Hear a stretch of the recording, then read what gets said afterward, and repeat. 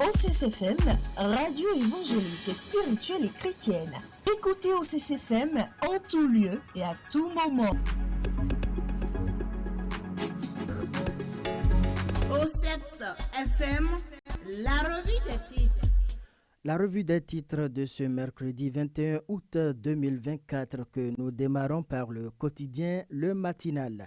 Après sa présentation au procureur spécial de la Criette, Frère Hunvi en prison, le récit de son audition, détails sur les charges retenues contre lui.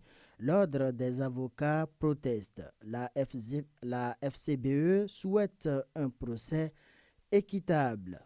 Secteur de la microfinance au Bénin, 188 milliards de francs CFA déposés en 2023. Toujours à la une du quotidien matinal, on peut lire Assemblée générale extraordinaire de la FBF, retour des ligues 1, 2 et 3.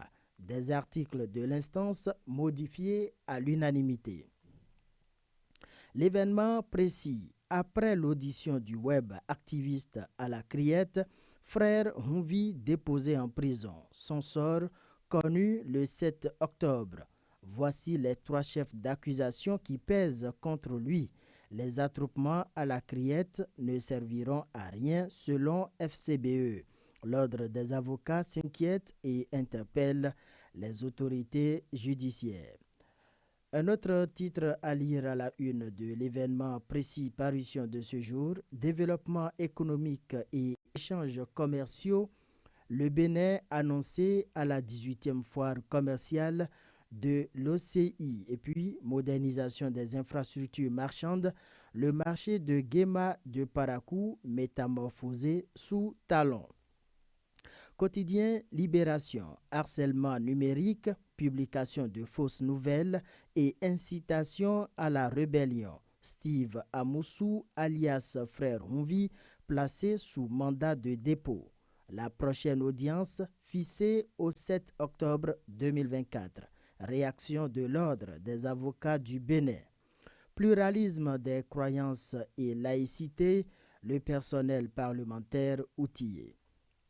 Quotidien Soleil Levant, El Hadj Rabiou Garba sur la réouverture de la frontière Malanville, le président du Centra INAB en première ligne de l'enthousiasme.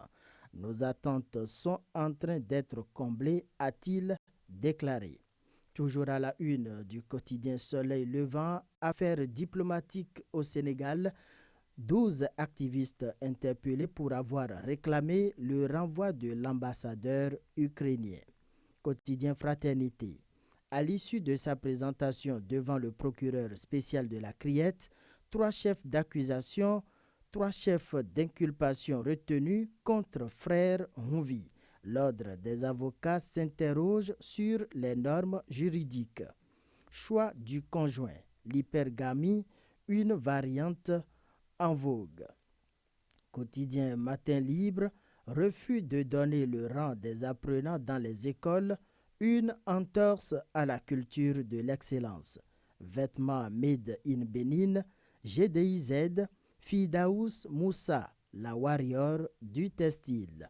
Et puis une autre information à lire à la une du quotidien Matin Libre, scarification faciale et raciale, une identité culturelle en voie de disparition au Bénin.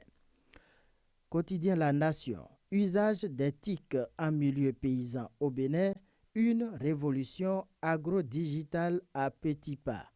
Poste de vice-présidente d'Interpol pour l'Afrique, Innocencia Akpovo Montero en course, prête à relever des défis sécuritaires complexes. Tournoi UFOA B de la Ligue des champions féminines, Ainovi FC s'offre une qualification historique en finale, nous apprend le service public La Nation.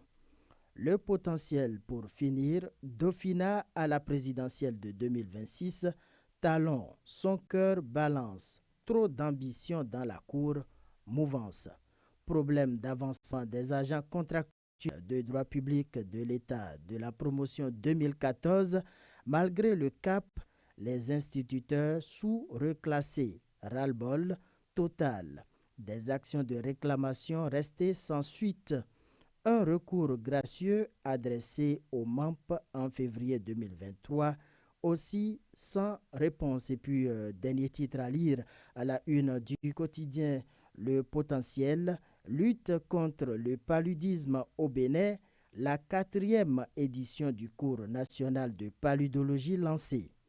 Et c'est la fin de la revue des titres de quelques journaux parus ce mercredi 21 août 2024 à notre rédaction. Merci pour l'attention.